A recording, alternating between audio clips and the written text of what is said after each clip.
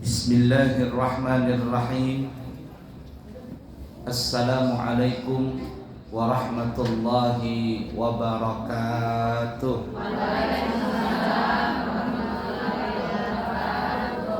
Alhamdulillahi rabbil alamin. Allahumma fasalli wa sallim ala sayyidina wa nabiyyina wa maulana Muhammadin sayyidil anbiya'i wal mursalin, sayyidil malaikati wal insi wal jinni ajma'in, wa ala alihi wa ashabihi wa azwajihi wa dhurriyyatihi wa man tabi'ahum bi ihsanin ila yaumiddin, amma ba'du.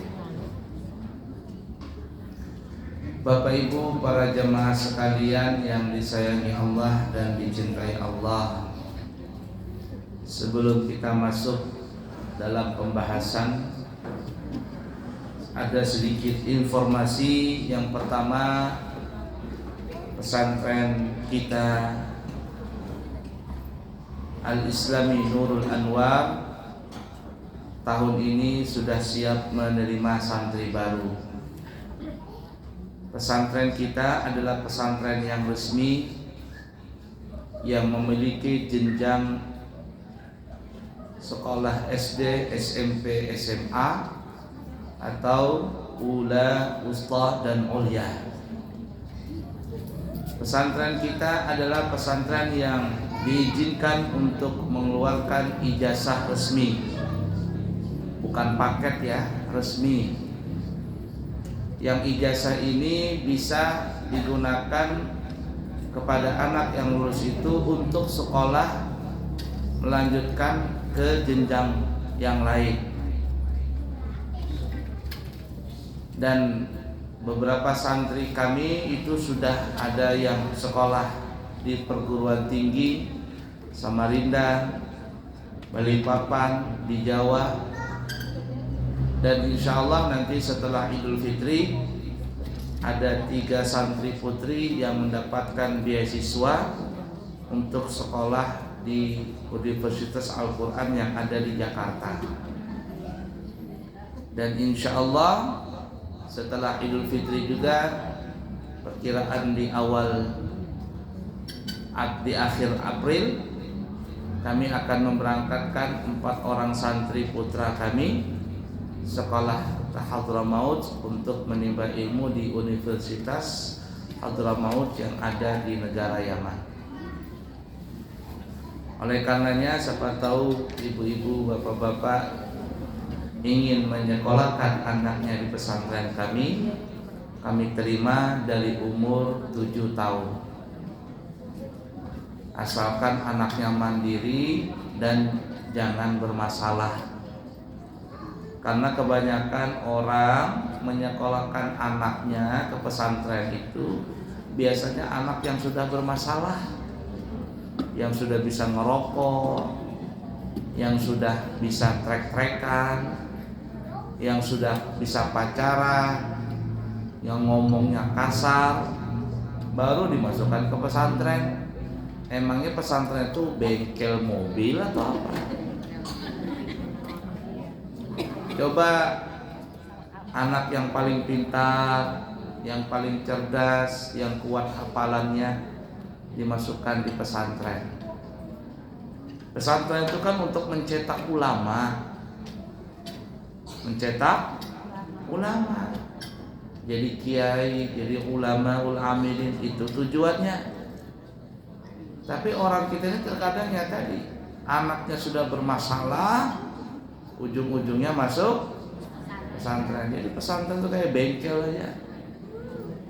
Nah, jadi carilah yang paling baik. Makanya kami ingin yang bermutu, yang berkualitas, supaya hasilnya ada.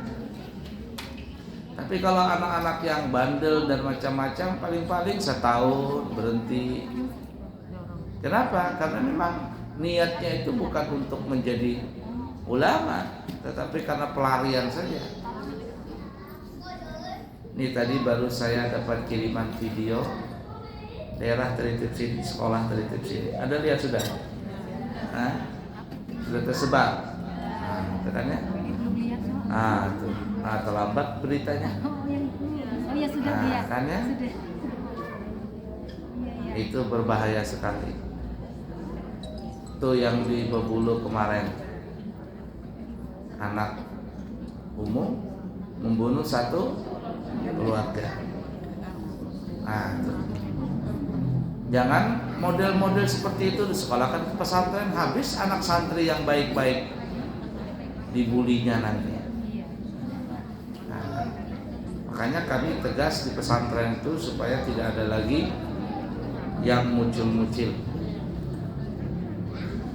Yang kedua, insya Allah Abuya akan berangkat di tanggal 9 Maret, berangkat umroh lagi. Nyaman lah, berangkat terus lah. Ya, makanya sering-sering baca ya dana. Berangkat umrah insya Allah di tanggal 9 ini, 9 Maret ini, seminggu lagi insya Allah.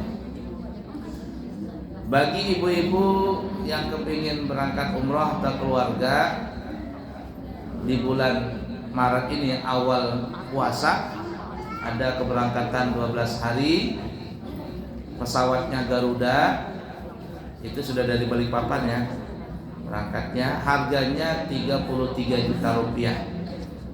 Pesawatnya Garuda, landingnya di Madinah, hotelnya di Madinah itu Royal Andalus.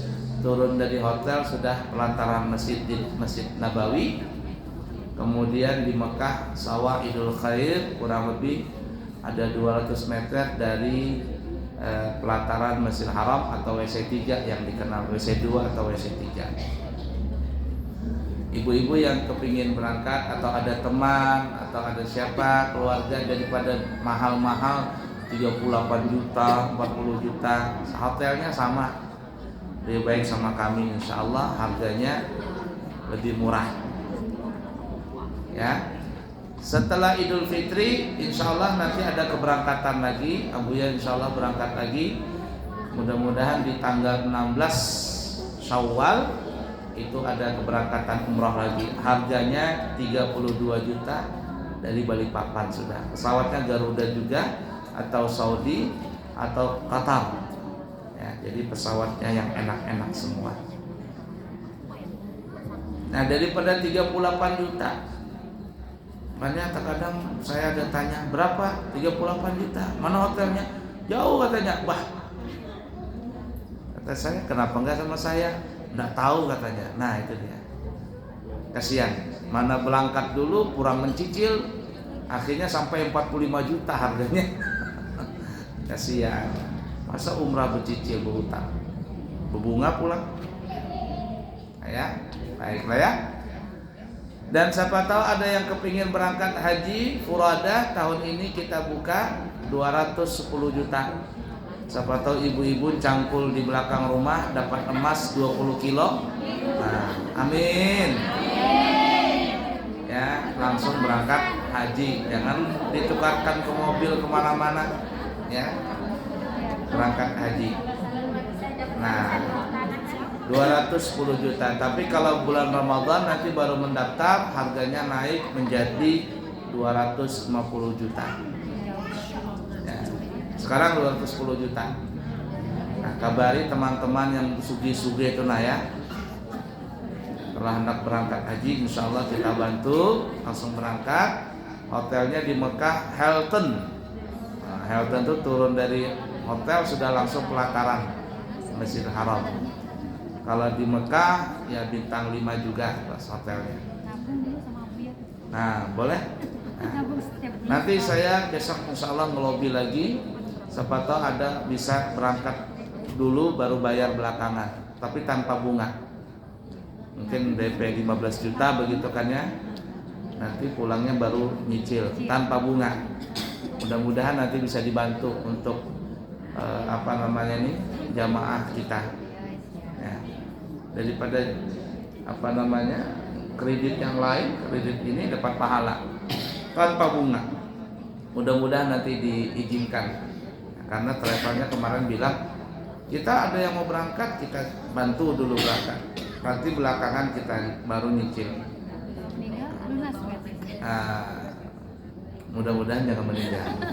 Karena tanpa bunga ya. Baiklah ya, ibu-ibu, seperti itu informasinya. Sebab sekarang kita mengaji ya. Nah, sebentar lagi kita masuk bulan suci Ramadan. Kurang lebih tinggal berapa hari lagi? 10 hari lagi ya. Masuk bulan suci Ramadan. Mak, ramainya guncang arisan kah? Masing-masing bergoncang arisan. Ayo coba dengarkan. Halo. Siapa di sana? Siap ya? Dengarkan ya, ibu-ibu ya. Ayo kita belajar. Sebentar lagi bulan puasa. Pelajaran ini sebenarnya mungkin sudah pernah kita ajarkan, tapi mungkin lupa atau mungkin ada baru ikut pengajian. Begini ibu-ibu ya, puasa itu dalam bahasa Arab namanya as-saumu atau juga disebut as-siyamu. Kalau as-saumu artinya puasa, kalau as-siyamu berpuasa.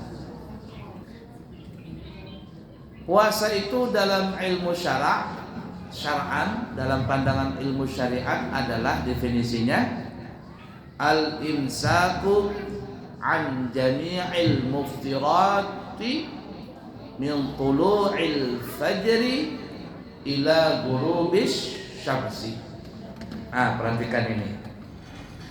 Yang disebut definisi puasa itu dalam ilmu syara adalah menahan diri dari yang bisa membatalkan puasa. Kita menahan itu dimulai dari timbulnya fajar sampai terbenamnya matahari. Ini kita bahas. Ya. Kita bahas dulu yang pertama, menahan diri. Nah, menahan diri ini ibu-ibu maksudnya ada dua. Menahan zahir dan menahan batin. Menahan zahir itu badan kita. Yani tidak makan, tidak minum, tidak berhubungan badan. Tapi jangan hanya puasa seperti itu. Ditambahkan untuk menjaga panca indera. Jaga mata, jaga telinga, jaga hidung, jaga mulut, jaga tangan, jaga kaki. Dari apa? Dari yang haram. Kalau ada orang puasa, matanya ngelihat yang haram. Ada orang puasa mendengar orang ngerumpi, suka banget mendengar orang ngerumpi. Sudah mendengar orang ngerumpi, buka TV-nya sing gosipan terus, artis nang berceraian itu yang ditonton terus. Ada yang berselingkuhan itu nang dicari beritanya. Kala-kala berita angket. Ya. Jangan. Atau bepandir mulut, ngerumpi, gosip, suka fitnah. Jangan. Ulun kada buya kada pandir ulun berdiam aja. Cuma mendengarkan. Ini benar mendengar. Kalau orang menggosip, wah, mendengarkan bujur-bujur. Imbah mendengar dibikin status. Maka pembinian ini suka banget bikin status. Di sana, di sini nggak ada. Lagi berkelahi lawan lakinya, bikin status. Mendengar kabar lakinya hendak menikah lagi, bikin status. Ya, apa-apakah bersinggungan di hutang kada bayar, orang berhutang kada bayar, bikin status. Problem itu kepingin banget dikasih tahu sama orang. Perasaan dia aja yang benar. Nah, di sana, di sini nggak ada. Ya. Nah, jadi hati-hati, jaga diri kita dan batin kita, hati kita. Hati dijaga, ruhaniyah kita dijaga. Hati inilah. Jangan ada iri, jangan ada dengki. Ya, jangan ada apa lagi? Sombong. Karena penyakit hati ini bahaya. Kalau penyakit zahir itu hanya menggerogoti badan. Tapi kalau penyakit hati menggerogoti pahala, habis pahala. Jangan. Tetangga nukat AC baru nyaman, tetangga guring dingin, sejuk. Seorang kali bisa guring, kenapa? Panasan. Panas ya malam. Ya. Orang yang AC, kita yang panas. Kenapa? Panas hati. Kenapa bisa nukar AC itu? Orang nukar mobil, kita yang kepanasan. Jangan berhiri-hiri ya. Nah, jadi seperti itu. Nah, jaga zahir dan batin kita. Zahir jasmani kita, batin adalah hati dan rohani kita. Jaga apa? Dari apa? An jami'il muftirat, dari semua yang membatalkan puasa. Ibu-ibu, yang membatalkan puasa itu kata ulama secara garis besar ada terbagi dua. Ada terbagi berapa? Yang pertama yang membatalkan pahala puasa. Artinya kalau seseorang itu berpuasa, syarat dan rukunnya sempurna, puasanya sah.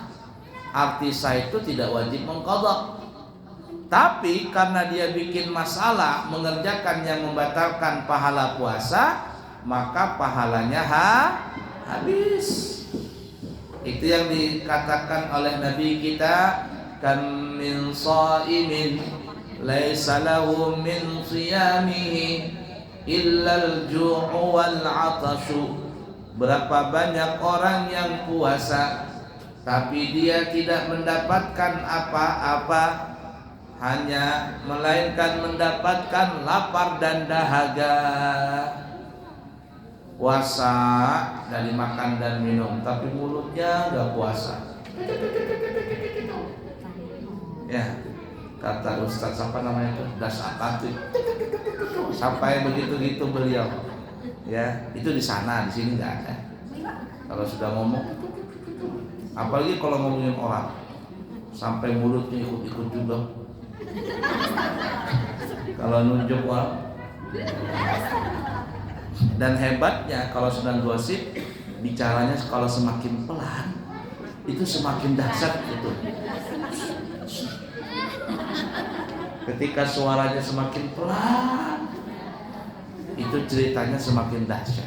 Jadi ini membatalkan pahala puasa. Yang kedua, yang membatalkan puasa itu sendiri, artinya puasanya batal, wajib mengqadha. Wajib mengqadha. Kenapa kok bisa batal? Karena ketiadaan sempurna syarat dan rukun puasa. Batal puasanya. Tapi nanti kita akan bahas secara umum, nanti yang batal puasanya itu penyebabnya ada dua. Yang pertama udzur syar'i, dan yang kedua bukan udzur syar'i. Kalau udzur syar'i itu contohnya seperti perempuan haid. Sudah hendak buka puasa ini, tinggal 5 menit lagi. Asyhadu an la ilaha illallah, astaghfirullah, nas'aluka ridhaka wal jannata wa na'udzubika min sakhatika wan nar. Perut sakit. Masuk WC, tiba-tiba ada plek. Apa yang terjadi? Haid tidak? Haid. Batal puasanya? Batal, walaupun tinggal 5 menit lagi. Tapi ini disebut batalnya udzur Udzur berdosa enggak? Tidak berdosa. Dapat pahala enggak? Masih dapat pahala. Wajib mengqadha enggak? Iya dong, wajib mengqadha. Yang kedua, orang yang batal puasanya bukan udzur syar'i. Sakit tidak, musafir tidak.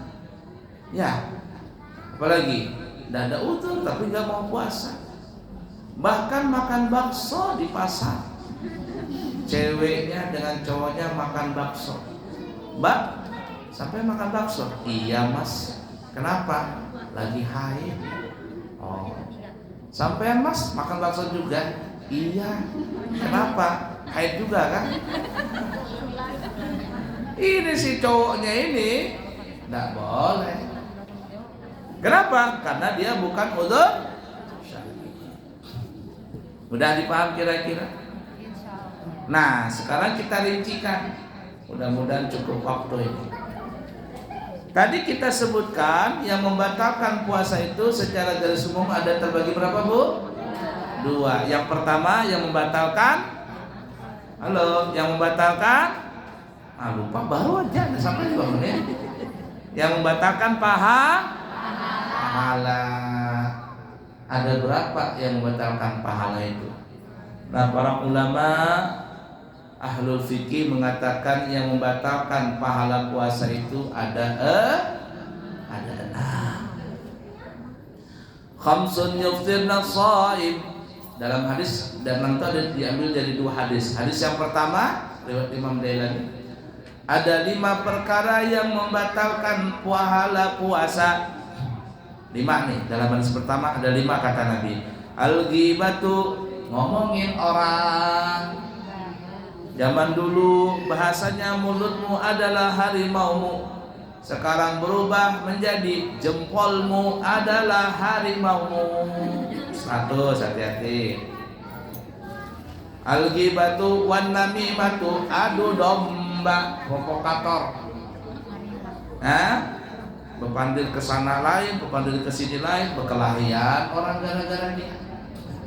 Dari mana? Kabar dari si Anu Bang, dari mana? Dari yang berkelahian. Namimah, adu domba. Yang ketiga adalah wa nadratu bisyahwah, memandang dengan pandangan syahwat. Baik kanat halalan, ya kata ulama, walaupun itu halal. Nonton TV, nonton video kulineran terus, ya nonton sampai beliuran. Ini makruh. Apalagi melihat nangha. Kemudian yang keempat adalah wal yaminul kadzibah, sumpah palsu. Ya, sumpah palsu ini juga membatalkan pahala puasa. Dan yang kelima adalah wal kadzibu, berbohong. Bohong. Walaupun bohongnya itu ada tujuan baik.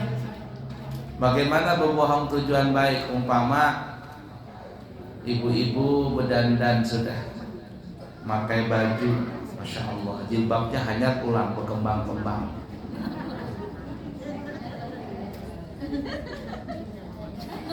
Lalu depan lakinya, oh abahnya, aku cantik kan? Jawabannya, kalau dia mau memakai itu cantik wahai istriku.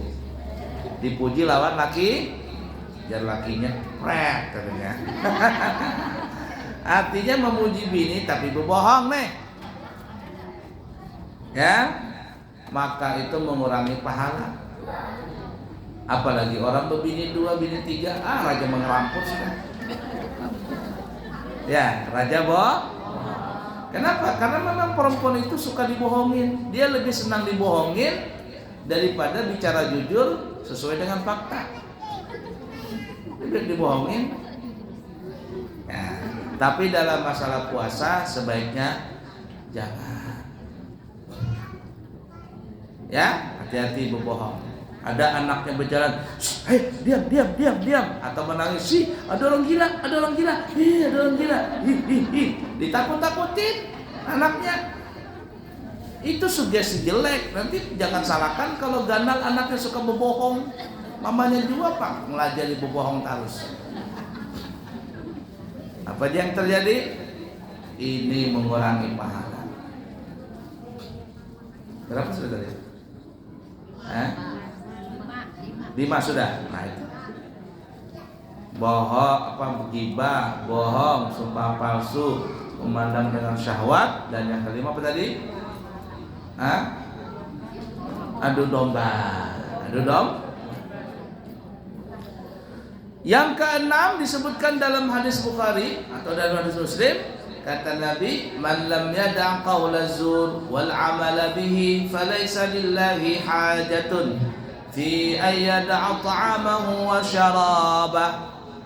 Siapa yang puasa tapi tidak bisa menjaga mulutnya, suka ngomel-ngomel, marah-marah, memfitnah, menggibah, mengumpat, mencaci, membuli, apalagi ngomong jorok, ngomong porno, apa-apanya dipandirin.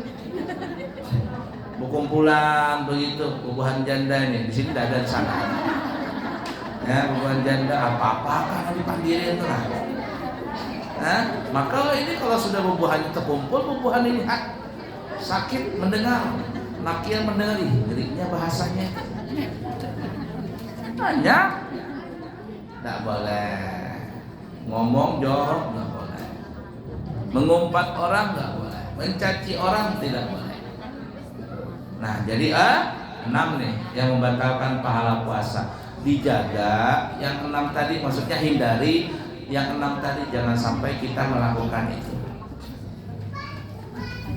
Nah, itu yang pertama yang membatalkan pahala puasa. Nah, kemudian yang kedua yang membatalkan puasa itu sendiri. Kenapa kok bisa batal? Karena ketiadaan sempurnanya syarat dan rukun puasa. Dan yang membatalkan puasa ini ada 8. Dicatat ibu-ibu. Halo, ada berapa tadi? 8. Yang pertama, murtad, keluar dari agama Islam. Na'udzubillahi min. Orang murtad itu ada 3 caranya. Bisa dengan salah satu 3 cara. Pertama dengan ucapan. Ada orang mupandir ingin keluar dari agama Islam, atau dia menghina Islam, atau dia menghina Al-Quran, atau dia menghina Nabi, atau mengingkari kewajiban dalam Islam, maka orang ini sudah dikatakan murtad dengan ucapan. Yang kedua, orang murtad dengan perbuatan, memakai aksesoris, yang mana aksesoris itu biasanya dipakai dalam ritual ibadah agama lain, tidak boleh. Atau memakai simbol-simbol yang mana simbol ini dipakai oleh agama orang lain, dipakai sama dia, itu bisa jadi murtad dengan sebab perbuatan. Yang ketiga, orang itu bisa murtad dengan di dalam hati. Dalam hatinya dia sendiri yang tahu ingin keluar dari agama Islam, maka orang ini sudah dikatakan murtad. Dan orang yang murtad ini otomatis puasanya batal.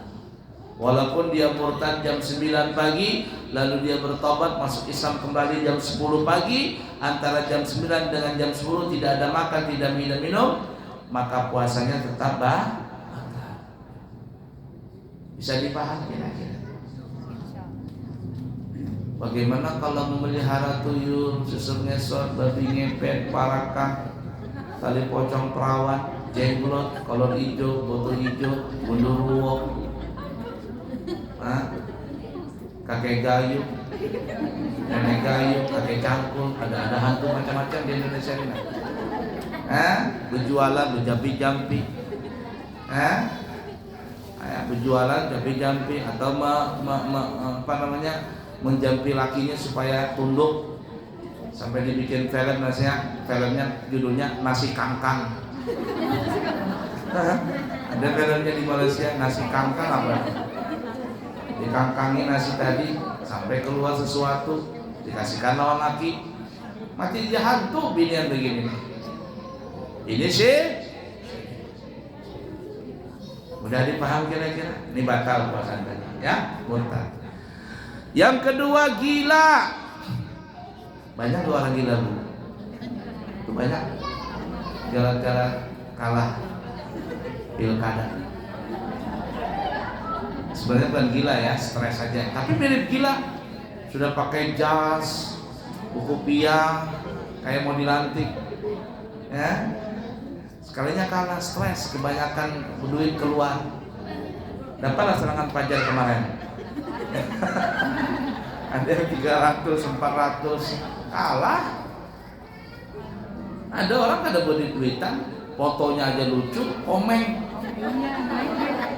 1,9 juta dapat suara. Nah, coba lihat. Jadi orang gila puasanya batal. Tapi yang tahu itu orang gila atau tidak hanyalah dokter jiwa. Yang ketiga, halo, coba perhatikan ibu-ibu.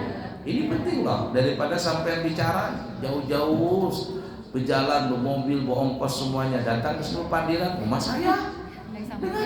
Dengarkan aku ya. Nah, saya. Ya. Tiga, yang membatalkan puasa lagi adalah tidak sadarkan diri apabila 1 hari penuh. Imbah makan sahur, minum obat tidur 3 biji, cok, teguring. Subuh kada bangun, waktu duha kada bangun, waktu zuhur kada bangun, waktu asar kada bangun, waktu maghrib kada bangun, isahnya bangun, pingsan. Ini apa ini? Kalau tidak sadarkan sama sekali jami'in nahar 1 hari penuh, maka puasanya batal. Tapi kalau tidak 1 hari penuh, si nenek jam 10 bemasak atau sore hari bahasa nih hendak menyediakan pembukaan, nenek nih tiba-tiba si cucu main merecon di samping rumah, mereconnya karapan sapi pulang, nang nyari punya duar, nenek terkajut pingsan sidin tak begitu. Atau orang latah terkajut pingsan tak 5 menit pingsan, hanya itu bangun sidin, batal nggak puasanya? Tapi kalau 1 hari penuh, maka puasanya berapa sudah dibuku? Sekarang berapa? 4. Yang keempat yang membatalkan puasa adalah, perhatikan nih, memasukkan sesuatu benda ke dalam lubang badan yang terbuka dengan sengaja. Kita bahas memasukkan sesuatu benda. Sesuatu benda ini ibu-ibu bisa dirasa dengan lidah, bisa diraba atau bisa dilaba, ya. Itu apabila masuk ke dalam lubang badan dengan sengaja, puasanya batal. Termasuk asap rokok, dibur-dibur orang merokok, batal puasanya karena asap itu adalah benda, bukan zat yang benda. Tapi kalau kada berasa, ini kada dirasa di mulut nih, dilihat kada ada bendanya, udah batal. Contohnya apa? Kepanasan, berdiri di kipas angin atau depan AC itu nah, buka mulut, kanyang parut gara-gara makan angin, batal nggak? Enggak, cuma makruh aja. Kenapa? Bebungulan kenapa? Nanti masuk angin parut. Ada Pak? Paham ya? Nah. Baik. Ke dalam lubang badan yang terbuka. Lubang badan yang terbuka ini bagi laki-laki ada 7 lubang. Bagi perempuan ada 8 lubang. Nah, banyaknya bibirnya lubangnya. Nah, lakian 7, binian 8. Ada tambah 1 bibirnya. 5 lubang sama laki-laki perempuan. Di mana tuh? Di kepala. Apa itu? 1 dan 2 telinga kanan, telinga kiri. 3 dan 4 lubang hidung kanan, lubang hidung kiri. Dan yang kelima adalah hidung, batasnya sampai tulang hidung sini. Jadi kalau pagi hari puasa ngugel gitu, batal nggak ada? Enggak, Pak. Tapi kalau masuk sini tak sampai ke tulang hidung,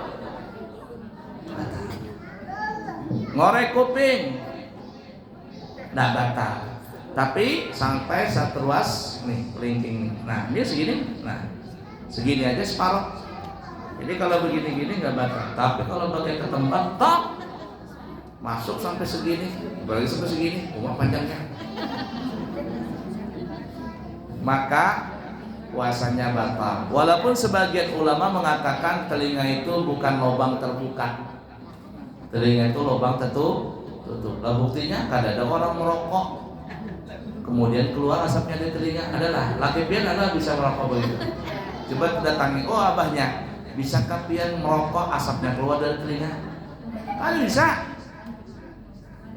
Nah, jadi telinga ini memang ada beda pendapat, tapi guru-guru kita banyak memasukkan sesuatu ke dalam telinga juga batal. Kemudian yang kelima, mulut. Kalau mulut ini ya sampai ujung mulut nih ya, bahasa kitanya jangan kurang Banjar sampai butuh rakungan. Jadi kalau kumur-kumur saja nggak batal, bersikat gigi nggak batal. Asalkan jangan ditelan, ini kumur-kumur, separuh dibuang, separuh ditelan. Kadang melihat, ya sikat gigi ditelan, maka batal. Tapi kalau kena ditelan dikeluarkan saja tidak batal. Paham kira-kira Bu ya? Nah itu yang 5. Telinga kanan kiri, hidung kanan kiri, kemudian mulut. Kemudian untuk laki-laki yang di bawah pusat ada 2, lubang alat kelamin depan dan lubang alat kelamin belakang. Jadi kalau ada orang ada mau bahira dimasukkan nang obat nang pencahar dari dubur tuh nah, obat apa namanya? Obat pelor tuh nah. Obat apa kayak peluru masukkan, membantu sakit parut, bahira. Nah, ketika memasukkan benda tadi batal. Paham ya? Nah, sedangkan perempuan di bawah pusat ada 3 lubang vagina. Jadi kalau lubang vagina itu nah ya, basuh-basuh, istinja masuk sampai ke dalam sini, batal. Atau memakai spiral, batal. Siang Ramadan pakai spiral, batal. Ya? Ya, maksudnya siang jangan masang siang, masang malam ya. Atau artinya pilihan ya. Kemudian yang kedua adalah lubang kami, apa aja bahasa kedokteran, kristalis apa istilahnya itu. Nah itu lubang kami. Itu ada lubangnya, biar paham aja sudah lah.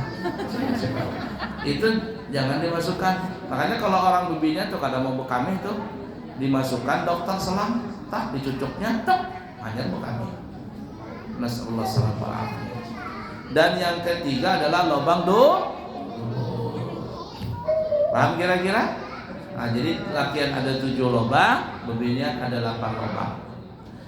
Jangan memasukkan benda tadi ke dalam lubang itu dengan sengaja. Kalau kada sengaja ada apa-apa. Kada sengaja kada apa-apa. Puasa, niat tadi malam puasa. Ya, tadi malam niat puasa. Jam 9 lupa makan nasi pecel, iwaknya ayam goreng, ya, tambah mandai pulang, kopi susu, baju putih. Alhamdulillah. Hah? Aku lupa. Hari ini aku puasa. Batal nggak ada? Nggak batal. Kenapa tidak batal? Karena lupa. Tapi pertanyaannya apa iya batal? Apa iya lupa sebungkus nasi pecel? Tapi kalau memang lupa batal tidak? tidak batal. Ramainya ibu-ibu padilan masing-masing. Belajaran kah atau goncang arisan kita ini? Ayo coba dengarkan ibu-ibu. Halo. Berapa tadi sudah? 4 ya. Kemudian yang kelima yang membatalkan puasa lagi adalah melakukan hubungan badan di siang Ramadan. Apabila suami istri melakukan hubungan badan di siang Ramadan dalam keadaan puasa, dalam keadaan sadar mengetahui itu hukumnya haram, maka kedua-duanya batal dulu. Dan bagi sang suaminya diwajibkan nanti setelah Ramadan untuk berpuasa 2 bulan berturut-turut. Lakinya saja, kalau biniannya kadang. Ya. Jadi kalau yang sayang lawan laki, jangan memancing-mancing di siang hari. Ya, masang muka aja di siang hari, nangguknya di malam hari. Ya, kasihan laki. Apalagi kalau lakinya begawi di mana ngaranya? Di rig lah, di lokasi sebulan sekali hanya boleh, jangan mancing-mancing dulu. Nah, kasihan. Nanti buka puasanya aja, jangan lagi buka puasanya bukan lagi Allahumma lakal sumtu. Bacaannya Allahumma jadikan syaitan buka puasanya. Paham lah maksudnya. Nah, jadi yang ke-6 melakukan hubungan badan batal puasanya. Yang ke-7 adalah al-istimna'u, yaitu mengeluarkan air mani dengan sengaja. Laki-laki bisa, perempuan juga bisa. Kalau dia melakukan itu di siang Ramadan, maka puasanya orang tersebut batal. Dan yang ke-8 adalah al-istiqa'ah, ay talabul ghaib, sengaja mengeluarkan muntah. Sengaja muntah, dikucik-kuciknya kah, atau sengaja mencium bau-bau yang tidak sedap sampai dia muntah, maka batallah puasanya. Paham lah Bu? Ada berapa tadi? 8. Nah, kita tahan diri kita tadi, jangan sampai mengerjakan salah satu yang kita sebutkan tadi. Kita tahannya dari mana? Min tulu'il fajri, dari timbul fajar. Untungnya kita sebelum adzan subuh itu sudah imsak. Waktu imsak telah tiba. Kurang lebih 10 menit sebelum adzan subuh kita tidak lagi makan dan minum. Aman sudah. Yang jadi masalah itu finishnya. Kata ulama ila ghurubi syamsi, sampai terbenam matahari. Kita tidak bisa melihat matahari terbenam. Ya, lalu bagaimana caranya? Nah, untuk zaman sekarang ini gunakanlah aplikasi adzan 5 waktu. Kami pribadi termasuk di pondok tuh tidak mau mengumandangkan adzan atau berbuka puasa kecuali HP sudah mengumandangkan adzan. Kan ada yang 5 waktu adzan itu. Kalau sudah mengumandangkan adzan, Allahu Akbar, Allahu Akbar, nah sampai waktu. Ini aplikasi ini kami sudah coba. Abunya sudah coba sampai di Mekah sana, Madinah sama waktunya. Ketika dia adzan di HP-nya Allahu Akbar, Allah, kada lawas, bukan kada lawas, langsung di Mekah, di Madinah langsung adzan juga.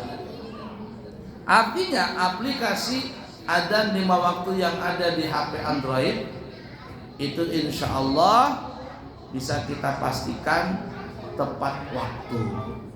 Tapi kalau mendengar adzan di masjid, di musalla, terkadang mendahulu adzannya. Apalagi di masjid itu ada bisi 5 jam. Ini berapa jam di sini bisi? Kanan, kiri, depan, belakang, ditambah jam gadang 6 biji jamnya. Yang anehnya kadang-kadang sama jamnya. Bahkan ada yang kada berjalan-jalan. Kenapa? Baterainya mati. Ketika adzan tidak menggunakan aplikasi tadi. Berdahulu adzan, Allahu Akbar, Allahu Akbar, Allahu Akbar, Allahu Akbar.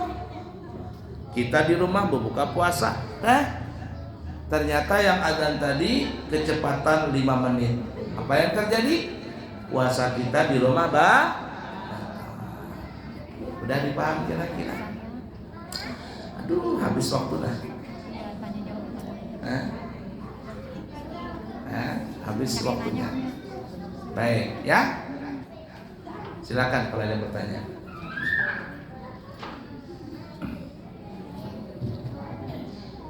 Ini Abu ya, ada 2 pertanyaan dari jemaah. Yang pertama, bagaimanakah tata cara berbuka puasa?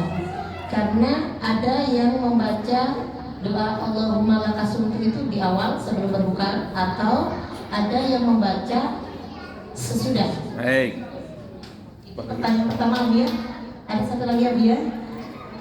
Yang satu lagi adalah sahur pada saat terbangun, maksudnya terbangun pada saat mendekati waktu imsak. Jadi itu bagaimana? Terus tiba-tiba ada gitu lah Bu ya. Baik. Membaca doa berbuka puasa ini memang ada beda pendapat. Ada yang membaca Allahumma lakasumtu dan seterusnya sebelum berbuka, boleh. Ada yang berpendapat kalau buka puasa itu Allahumma barik lana saja, bismillah Allahumma barik lana, setelah makan minum baru Allahumma lakasumtu juga boleh. Memang ada 2 pendapat. Saya sudah melihat di kitab itu ada 2 pendapat. Jadi yang mengatakan sebelum oke, yang sesudah juga oke, tidak ada masalah. Dua-duanya sebelum Allah barik lana, sesudahnya Allah barik lana, Allahumma lakasumtu, boleh semuanya. Jadi gak usah diributkan masalah itu. Paham ya? Kalau kita bersahur tiba-tiba sampailah waktu adzan subuh, maka yang sudah masuk ke dalam tenggorokan itu nggak usah dikeluarkan lagi, dan yang masih di mulut itu dikeluarkan, ini diluak. Jangan bawa alarm tanggung telan naik. Ketika nang ditelan itu ditelan setelah masuk waktu, maka puasanya mudah dipahami kira-kira. Ada lagi? Sampai waktu asar. Nah, sampai asar. Suatu ya. Insya Allah nanti kita ketemu lagi setelah Hari Raya Idul Fitri ya. Mudah-mudahan panjang umur, sehat walafiat. Atas nama pribadi kami meminta maaf lahir batin. Apabila ada salah dan silap ya, tolong dibukakan pintu maaf selebar-lebarnya. Subhanakallahumma wa bihamdika asyhadu an la ilaha illa anta astaghfiruka wa atubu ilaik. Wa akhirul kalam. Wassalamualaikum warahmatullahi wabarakatuh.